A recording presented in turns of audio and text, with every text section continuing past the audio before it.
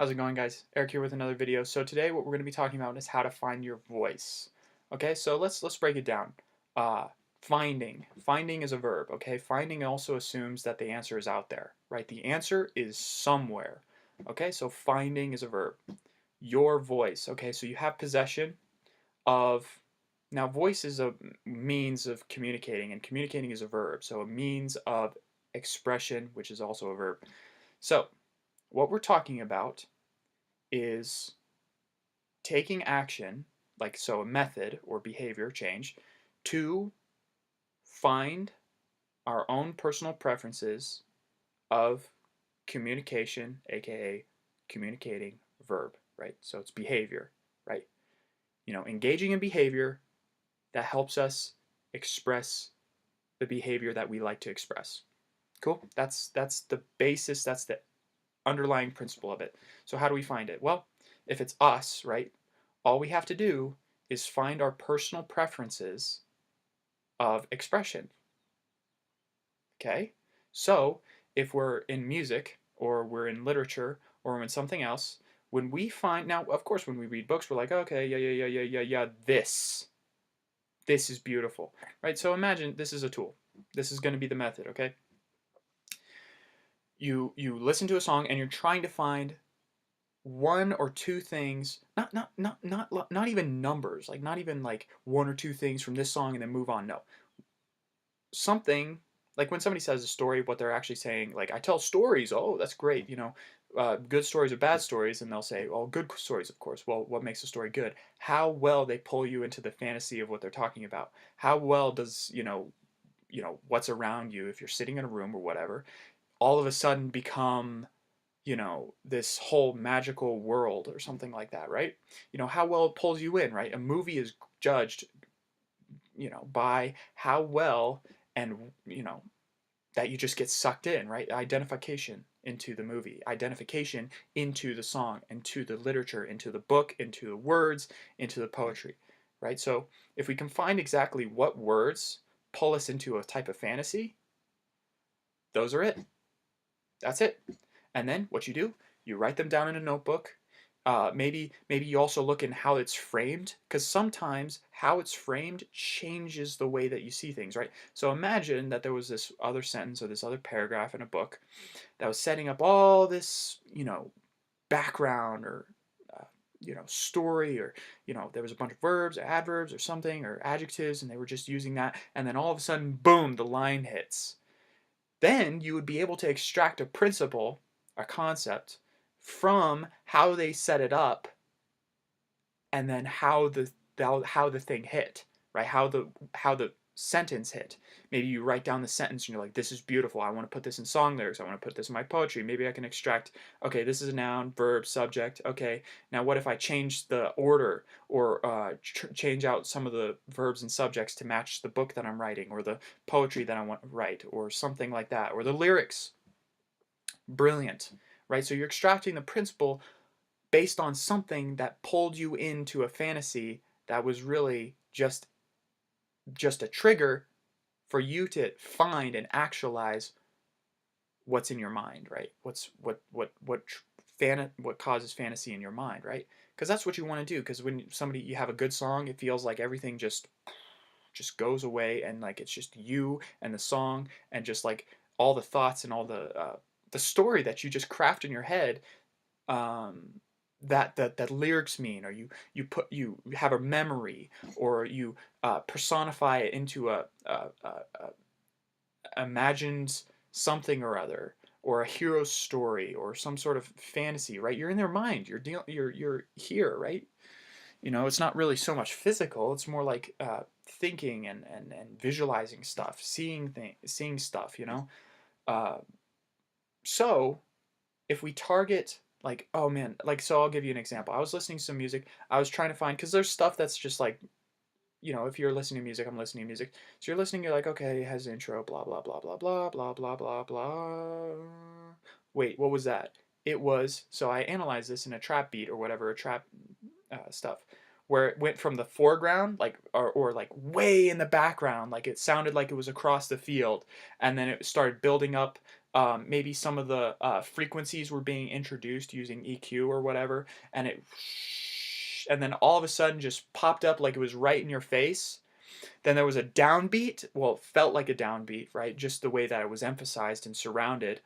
There was some little hi hats, da da da da da da da da da, boom, and then it hit the drop, or it hit the chorus, or hit whatever. Now, for some reason, that called to me, and I was like, wow, that's awesome. So I wrote it down in a notebook, and then I looked up ways to how to recreate it in Ableton, because that's kind of, but imagine like you have those preferences, you're like, that really pulled me in. That was something that I loved more than, that called my attention, right? It just pulled me in, right? So what you're looking for is things that pull you in to identification with it, right? Pull you into the fantasy, and then you identify those triggers, you extrapolate those triggers, you write them down in a notebook, right? And then you do that so much over such a huge amount of music, such a huge amount of media, genres, everything. Even just random stuff, like if you like a specific kind of whatever, you're finding your personal preferences, and so by finding your personal preferences on how music or literature is expressed to you, you can use other people's talents and abilities that we might or might not have at the moment to know what we like, to know how we want to express. So now we have a clear, easy, simple understanding of our things that we like. Then all we have to do is put in the glue, or because we have the hooks, which is us, right? Katy Perry's Katy Perry, right? Okay, so we have the hooks, which is us, which is the things that we love and appreciate. We put those things in, and then we glue it together using conventions that are, because when we have music or literature, we want to share it with others, and we want it to make it relatable to others, right? So we put in glue, and we put in the intro, we put in the chorus, then the verse, then the chorus, then the verse, then the lift, and then the chorus, and then we're out. That's how people like their popular music. Okay, so now we just put all our personal preferences in a format that everybody can relate to. There you go. Game. That's game. That's it, right? Now you are not comparing yourself to a jazz or a classical or something legend. You are the standard for who you are, right? Now who you are, is, being is a verb, right? So it's behavior that personifies you, and only you can personify the behavior that you are. Okay, that kind of sounds like, but so you are, right? Now from, are, you are being, right? So you are doing the behavior, right? And so when people are comparing themselves, or when we all compare ourselves to the greats. So instead of comparing, because the only person that can be them is them. Okay, the only person that can exactly personify the behavior of them is them. Okay, we can't do that. And if we try to compare ourselves, we'll lose, because we're in their arena playing their game. They change the rules, they choose the rules, and the thing is, people are going to identify with them, and they're not going to say, oh, this is someone sounds like this particular artist. It's like, nobody wants to have another Freddie Mercury. Okay, nobody cares, right? They want Freddie Mercury, not a lookalike. Okay, so they want you being authentic, and taking the actions that are perfectly representations of you.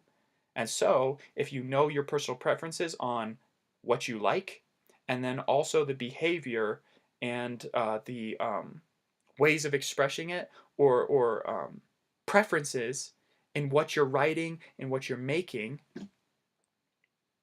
because you're collecting all these things, you're like you're basically a music collector, or like a little snippet or sampling, and you're taking all these things and you internalize it. Because I can guarantee you that when we think of, let's just say, Chris Potter, we all can say he's great, he's amazing. I guarantee you that he sat there sometime in his past, he had one particular line that he was listening to over and over for hours and hours and hours, and it was only probably 4 or 5 seconds, and he was just listening to it over and over, because there was something in there that just screamed like the perfection he was looking for. scream something about him, because when we like something, it's an identification of us, right? Or that's what we perceive, right? So when we have friends that are like us, right? Or when we have our best friend, it's because they're like us. They're the most like us, okay? So when we have music that we like, or this particular sample, it's because it's most like us. So we don't have to get good enough to be able to play everything and just somehow magically come up with it. We can use other people and their music and their ways or whatever, and pick and pick all the different things, because they did all the work. They did all the work, and now all we have to do is just go in there, and just like a buffet, we just pick what we love, pick who we are, and then we can put it into a general principle, make some music, make some literature, speak on stage, and we're exactly what people are looking for. We are 100% us in the way that connects with others as well. Because people like authenticity, people like, uh, people like being similar, like very similar, but they also like an element of uniqueness, because that's an element that they also want of themselves. Authentic behavior is something that they also want in themselves, which means that they're similar, right? So all these principles come together like that, right? So there's no real duality here. It's just, one principle is in another, and then that modality is, you know, accounted for. So this is how you find your voice. Okay, it's not just by guessing, right? You can go out there, listen to great music, as much music as you can, and just pick those little elements and listen to them over and over 100 times. Internalize them. Make sure that if everything was silent in a room, that you could listen and hear the entire track back. Now, not the entire track, but just that one part that you thought was absolutely perfect. So what you're looking for in music is to find the one thing that pulls you into the fantasy and sounds to you like it's perfect. Perfect. Absolutely perfect. You take that, you listen to it 1,000 times, an hour, 2 hours, just that little snippet, 5-second interval. That will do wonders, because then that will come out in different modalities in your compositions, in your videos, in your talkings, and your stories with people, and they'll love that. They'll love that. That's what people love, because it's authentic, it's real, and it's like them, because that's what they want. So just wanted to kind of share that with you, and I'd love to hear your comments below. See you later.